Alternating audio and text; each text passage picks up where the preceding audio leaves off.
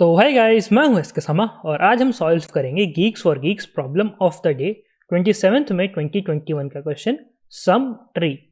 तो ये क्वेश्चन जो है आप आके सबसे पहले यहाँ से पढ़िएगा जरूर, ठीक है। खुद से ट्राई जरूर कीजिएगा। क्वेश्चन में क्या दिया, क्वेश्चन में दिया है कि गिवन अ बाइनरी ट्री, हमें एक बाइनरी ट्री दिया हुआ है। Return one if for every node X in other than the leaves, ठीक है, लीव्स को छोड़ के बाकी सब node equal to the sum of its left subtrees value and its right subtree's value, ठीक है, else return 0. An empty tree is also a subtree यहाँ दिया हुआ है, as the sum of the empty tree can also be considered as 0. और leaf node is also considered as a sum tree, ठीक है।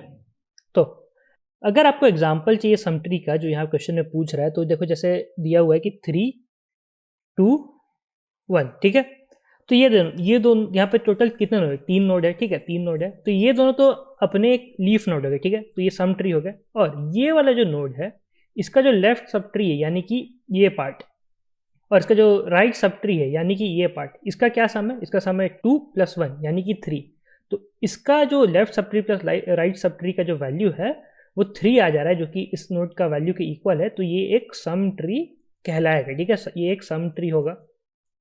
तो ये एक एग्जांपल हो गया। और एक एग्जांपल और मान लेते हैं, तो जैसे 10 हो गया, इधर मान ले रहे 30, ठीक है, इधर मान ले रहा है आपका फिर 30 और 10 और ये 20, ठीक है। तो देखो ये और ये, ठीक है, ये तीनों तो लीफ नोड है, तो ये क्या कहलाएंगे, ये हमारा हो गया। तो ये तीनों तो सम ट्री हो गए, ठीक है। अब इसका देखते हैं क्या ये एक सम ट्री है।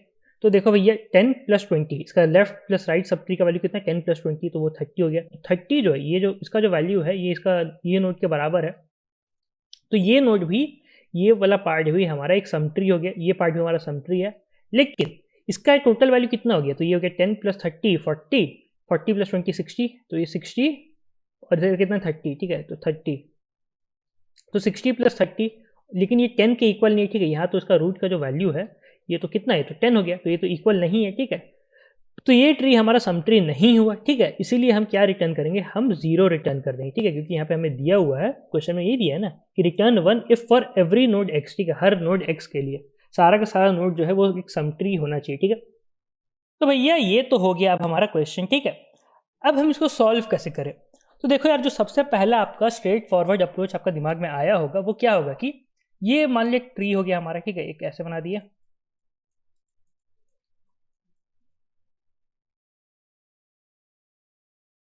तो ये मान लो एक ट्री है। तो चेक करने के लिए हम क्या करेंगे, पहले चेक करेंगे क्या ये वाला हमारा कंडीशन सेटिस्फाई करता है। तो इसका लेफ्ट सब ट्री, ठीक है, राइट सब ट्री, हम दोनों का सम निकालेंगे।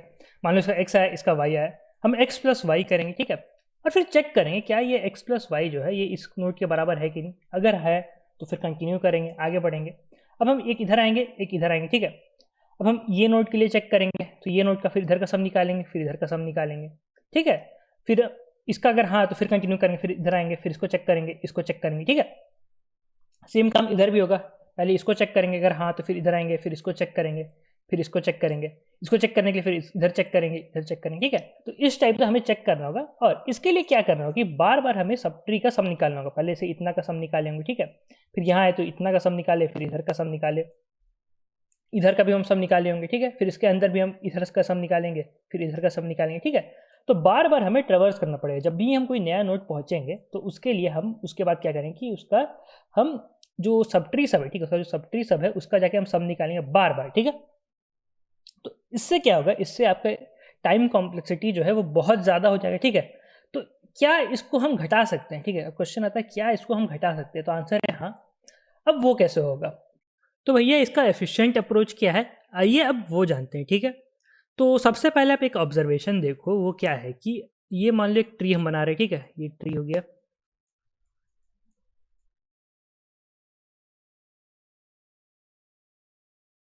ठीक है, ये ट्री हो गया। तो ऑब्जर्वेशन क्या है, ये देखो, ये मान लो आप इतना हमें पता है कि ये जो पार्ट है ये एक सम ट्री है, ठीक है, और ये पार्ट भी हमारा सम ट्री है, ठीक है, ये पार्ट भी हमारा सम ट्री है। तो अगर हमें जब चेक करना है कि क्या ये वाला नोड हमारा सम ट्री का कंडीशन सेटिस्फाई कर रहा है कि नहीं, ठीक है, तो हमें क्या करना होगा, सबसे पहले इन सारे नोड का सम निकालना पड़ेगा, ठीक है, जो कि ये लेफ्ट सब ट्री में है। इन सारे नोड का हमें सम निकालना पड़ेगा और राइट सब ट्री का भी सारे नोड का सम निकालना पड़ेगा, ठीक है। लेकिन हमें ये पता है कि ये जो पार्ट है, ठीक है, ये जो सब ट्री है ये खुद एक सम ट्री है, ठीक है।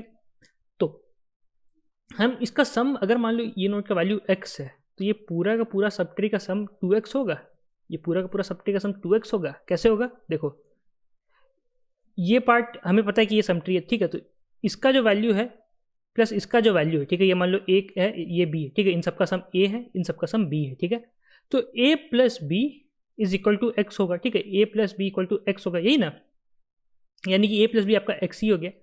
तो ये जो पूरा सब ट्री था, ठीक है, कौन सा सब ट्री? ये जो पूरा सब ट्री था इसका टोटल का सम कितना होगा? ये हो गया हमारा एक node x plus a plus B, ठीक है, x plus a plus B, ठीक है। तो क्या हो गया? x plus a plus B, ठीक है। तो a प्लस बी क्या है? ये x हो गया। तो ये हमारा पूरा का पूरा जो सब ट्री है उसका वैल्यू कितना हो गया? 2x हो गया, ठीक है। तो ये 2x हो गया। सेम चीज़ इधर भी होगा। मान लो इसका वैल्यू y है, ठीक है। तो ये पूरा का पूरा जो ट्री है, सब ट्री है, इसका वैल्यू कितना हो जाएगा? ये हमारा 2y हो जाएगा, ठीक है। इतना तो आप समझ रहे होंगे। हमें ये पता था ऑलरेडी, ठीक है, हमें ये पता था ऑलरेडी कि ये जो पार्ट है, ये जो सब ट्री है, ये एक सम ट्री का जो कंडीशन है, ठीक है, जो क्वेश्चन में कंडीशन दिया हुआ है वो सेटिस्फाई करता है, ठीक है, वो सेटिस्फाई करता है, इतना हमें पता था। तो ये एक ऑब्जर्वेशन हो गया। अब जो हमारा जो नाइव अप्रोच मैंने बताया कि जो स्ट्रेट फॉरवर्ड अप्रोच बताया, उसमें हम क्या कर रहे थे? उसमें हम ऊपर से नीचे जा रहे थे, ठीक है। तो ऐसे गए थे, फिर इधर गए थे, ठीक है, फिर ऐसे, फिर मान लो एक इधर हो गया, इधर हो गया, ठीक है, एक इधर मान लेते हैं। तो ये मान लो हमारा ट्री, ठीक है। तो एक एफिशिएंट अप्रोच मैं आपको बताता हूँ, जो मैं अभी करूँगा, आप वो ध्यान से देखना, ठीक है। तो सबसे पहले तो हमें ये पता है कि लीफ नोड सारे के सारे सम ट्री का कंडीशन सेटिस्फाई करते हैं, ठीक है। तो ये सब तो चलो भैया टिक मार दें कि हाँ ये हमारा है, ये हमारा है, ये हमारा है, ये है, ये है, ये है, ठीक है। ये क्या है? ये हमारा ये जो कंडीशन है कि एवरी नोड एक्स, ठीक है, वो हमारा जो कंडीशन सेटिस्फाई कर रहा है कि नहीं, ठीक है। तो ये सारे तो कंडीशन सेटिस्फाई करने हैं क्योंकि लीफ नोड है, ठीक है। और सपोज कर लो, आप ये भी सपोज कर लो कि ये वाला जो नोड है, ठीक है, ये वाला नोड है, ये भी हमारा सम ट्री का कंडीशन सेटिस्फाई करता है, ठीक है। तो अगर हमें चेक करना है क्या ये नोड, ठीक है, क्या ये नोड हमारा सम ट्री का कंडीशन सेटिस्फाई करता है कि नहीं, तो हम क्या करेंगे कि हम ये जो नोड का वैल्यू है, ठीक है, इसको मान लेते हैं एक्स। तो मैंने भी बताया कि ये पूरा का पूरा सब ट्री का जो वैल्यू हो जाएगा वो क्या हो जाएगा? 2x, ठीक है। तो 2x प्लस ये राइट सब ट्री का वैल्यू, ठीक है, राइट सब ट्री का वैल्यू, इसका वैल्यू मान लो ये नोड का वैल्यू है y। ये एक लीफ नोड है, ठीक है, ये लीफ नोड है, इसलिए इसको डबल नहीं कर सकते, ठीक है। तो ये कितना हो जाएगा? ये प्लस y हो जाएगा। तो 2x प्लस वाई जो है, हम चेक करें क्या ये इक्वल है इसके, मान लो ये है m, ठीक है। तो वही चेक करें क्या ये m के इक्वल है, if double equal to m। अगर ऐसा हाँ, ठीक है, अगर ऐसा हाँ है तो भैया ये हमारा सब ट्री जो है कंडीशन सेटिस्फाई कर रहा है, ठीक है। तो ये भी मान लो, इसको भी हम ओके दे दिए, ठीक है। तो ये सारे नोट दे रहे हैं। इधर के भी नोट देखेंगे, तो इधर के भी नोट देखेंगे, तो इसके लिए चेक करने के लिए वही चेक करेंगे क्या इसका ये लीफ नोड है, ये भी लीफ नोड है, ठीक है। तो ये मान लो है x1, ये मान लो है y1, तो वही चेक करेंगे क्या x1 plus y1 is equal to ये मान लो m1 है, ठीक है। तो भाई is double equal to m1। अगर हाँ तो भैया इसको टिक मार देंगे। तो चलो ये भी मान लेते हैं कि ये भी कंडीशन हमारा सेटिस्फाई कर गया है, ठीक है। अब ये नोट का चेक करने के लिए, ठीक है, ये नोट का चेक करने के लिए क्या ये कंडीशन सेटिस्फाई करता है कि नहीं, तो इसको मान लेते हैं। ये देखो, हमें पता है कि इसका वैल्यू m1 है, ठीक है। तो ये पूरा का पूरा सब ट्री का वैल्यू कितना हो जाएगा? ये पूरा का पूरा सब ट्री का वैल्यू हो जाएगा 2m1, ठीक है, जो मैंने ऑब्जर्वेशन पहले बताया था। ये एक लीफ नोड है, इसको डबल नहीं कर सकते। ये मान लो है इसका वैल्यू है n, ठीक है, ये n1। तो इसको चेक करने के लिए हम क्या करेंगे? इसका वैल्यू मान लेते हैं z। तो इसको चेक करके देखेंगे कि z is double equal to 2m1 plus n, ठीक है। ये चेक करेंगे। समझ रहे हो क्या क्या हो रहा है? हम पूरा का पूरा, हमें सब ट्री का फिर से जाके दोबारा हमें सम नहीं निकालना पड़ रहा है। ये m1 है, तो ये पूरा सब ट्री का जो वैल्यू है, इसका जो सम होगा वो 2m1 होगा, ठीक है, बेसिक सा। तो वही चेक किए।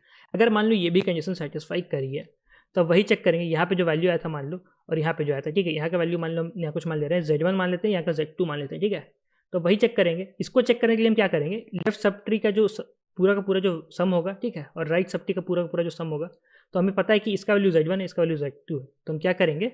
हम 2z1 plus 2z2 is double equal to R. ये आर क्या है? रूट नोड का वैल्यू, हम यही चेक करना होगा। अगर हाँ तो ट्रू रिटर्न कर दो, अगर ना तो फॉल्स रिटर्न कर दो, ठीक है। तो यही करना है।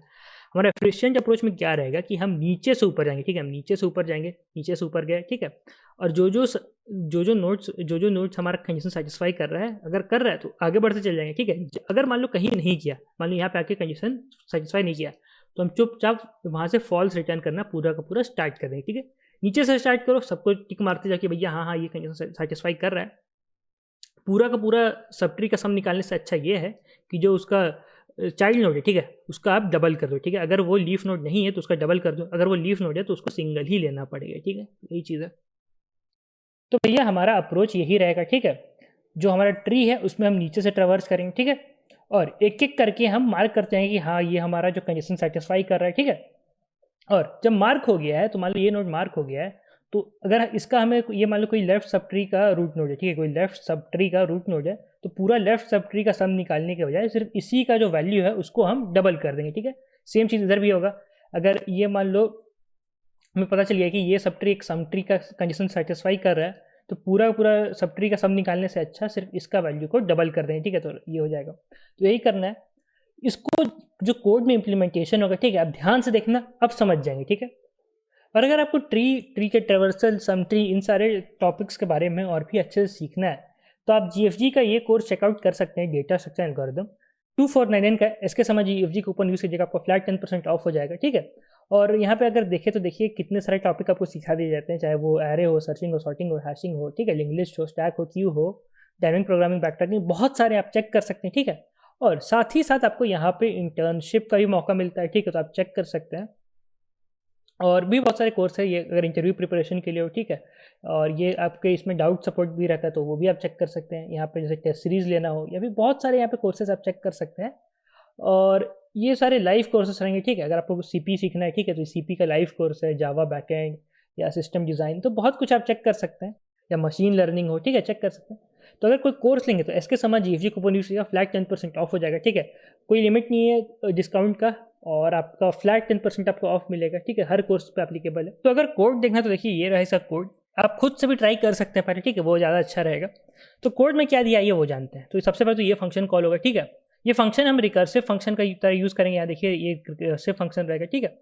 तो इंट ls ये rs, ls में हम स्टोर करेंगे लेफ्ट सब ट्री का सम, rs में हम स्टोर करेंगे राइट सब ट्री का सम, ठीक है। हो गया कि हम चेक करेंगे क्या ये नोड नल के बराबर है या फिर एक लीफ नोड है। लीफ नोड का चेक के लिए हम ऊपर एक बना दिए, ठीक है, तो वही है। तो अगर ये लीफ नोड रहेगा, ठीक है, अगर ये लीफ नोड रहेगा तो हम क्या कर देंगे, हम रिटर्न 1 कर देंगे, मतलब ट्रू हो जाएगा, ठीक है। रिकर्सिव फंक्शन जब कॉल होते जाएगा और कोई लीफ नोड हमें यहाँ पे मिलेगा, ठीक है। हम यहाँ पे नया नोड को ही सेंड कर रहे हैं, ठीक है। तो जब हमें लीफ नोड मिला तो हम रिटर्न 1 कर देंगे, यानी कि ट्रू, कि हाँ भैया ये नोड जो है ये हमारा कंडीशन, जो सम ट्री का कंडीशन है वो सेटिस्फाई कर रहा है, ठीक है। तो ये तो हो गया। अब यहाँ आएंगे तो फिर से यहाँ रिकर्सिव देखिए फंक्शन कॉल होगा, इस sum tree node left node right, ठीक है। तो ये काम कैसे करेगा, अगर आपको नहीं समझ में आ रहा है तो मैं यहाँ पे बता दे रहा हूँ। तो ये मान लो एक है हमारा ट्री है, ठीक है।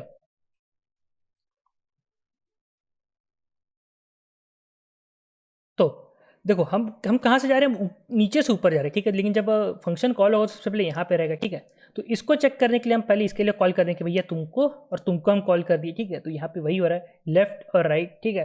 अब इसको चेक करने के लिए फिर ये लेफ्ट और राइट का चेक कॉल करेगा, ठीक है। इसको कॉल करने के लिए फिर ये लेफ्ट और राइट का कॉल करेगा, ठीक है। जब यहाँ पे पहुँचेगा, ठीक है, जब यहाँ पे पहुँचेगा तो ये तो भैया लीफ नोड हो गया। तो लीफ नोड का यहाँ पे कंडीशन हम डिफाइन किए हुए हैं ऑलरेडी, ठीक है। तो यहाँ से वो 1 रिटर्न होना चालू हो जाएगा, ठीक है। तो मतलब ये टिक हो गया, ये टिक हो गया, मतलब ट्रू ट्रू इन दोनों के रिटर्न हो गया। तो फिर इसका चेक होगा। तो जब इसका चेक होगा, ठीक है, तो उसका क्या कंडीशन है ये जानते हैं। तो यहाँ पे वापस आएंगे, ये भी ट्रू है, ये भी ट्रू है, ठीक है। अभी अंदर आए, if node of left is the double equal to null ls equal to 0। तो भैया ये नोड है left is double equal to null equal to 0। तो यहाँ पे तो आप बोलें कि भैया लीफ नोड का चेक कर ले, फिर यहाँ पे क्या कर रहे हैं। तो ये लीफ नोड का नहीं है, ये एक ऐसा नोड का है जिसका सिर्फ सिंगल चाइल्ड है, ठीक है। मान लो एक ट्री हो गया ऐसे,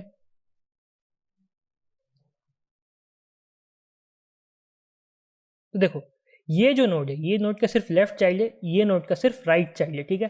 तो मान लो ये नोड है, इसका सिर्फ अगर राइट चाइल्ड है तो लेफ्ट चाइल्ड होगा नहीं, ये नल का तरफ पॉइंट करेगा ना। तो इस कंडीशन के लिए यहाँ पे ये बना है, अगर यहाँ पे ये देखो, अगर ये नल का तरफ है तो लेफ्ट का कुछ होगा नहीं, सम को 0 मान लेंगे, ठीक है। एल्स इफ अगर लीफ नोड है, ठीक है, तो लीफ नोड का मैंने बताया था कि हम डबल नहीं कर सकते हैं उसको, सिर्फ सिंगल ऑफ उसका डेटा ले लेंगे। मतलब यहाँ पे है जैसे कि ये वाला कंडीशन मान लो, ठीक है। तो ये लीफ नोड है, इसका हम इसको डबल नहीं कर सकते, 2 into नहीं कर सकते, सिर्फ इसी का डेटा लेंगे। तो वही हो रहा है नोड ऑफ लेफ्ट का डेटा, ठीक है। अगर लीफ नोड नहीं है तो 2 into नोड ऑफ लेफ्ट का डेटा। तो ये कब केस में होगा, तो ये मान लो ये वाला है, ठीक है। हमें ये पता चल चुका है कि ये जो है हमारा सम ट्री है। तो जब हमें ये सब ट्री का सम निकालना होगा, ठीक है। जब हमें ये सब ट्री का सम निकालना होगा ये बॉक्स वाला अंदर का, तो हम क्या करेंगे कि सिर्फ ये नोड का ये नोड है, ठीक है, मतलब इसका जो लेफ्ट नोड है, ठीक है, इसका जो लेफ्ट नोड है उसका इंटू 2 कर देंगे, ठीक है। मैंने ऊपर समझाया था, तो वही हो रहा है, इंटू 2 कर दे रहे हैं। तो ये लेफ्ट सब ट्री का हमें सम मिल गया। अब राइट सब ट्री का हम वही करेंगे। अगर ये सिंगल चाइल्ड वाला है, इसका कोई राइट चाइल्ड नहीं है, तो आर एस 0 हो गया। नहीं तो अगर लीफ नोड है तो आर एस सिर्फ सिंगल वैल्यू हो गया नोड ऑफ राइट का डेटा का, ठीक है। अगर सिंगल चाइल्ड, अगर मतलब ये लीफ नोड नहीं है, तब क्या होगा, तब 2 इंटू नोड ऑफ राइट का डेटा, ठीक है। तो यही होगा। और यहाँ पे लास्ट में रिटर्न हो जाएगा कि इफ़ मतलब node of data is double equal to L S plus R S. अगर ट्रू है तो ट्रू रिटर्न होगा, अगर फॉल्स है तो फॉल्स रिटर्न होगा। तो ऐसे ही काम करिए, ठीक है। तो ऐसे करके होते जाएगा।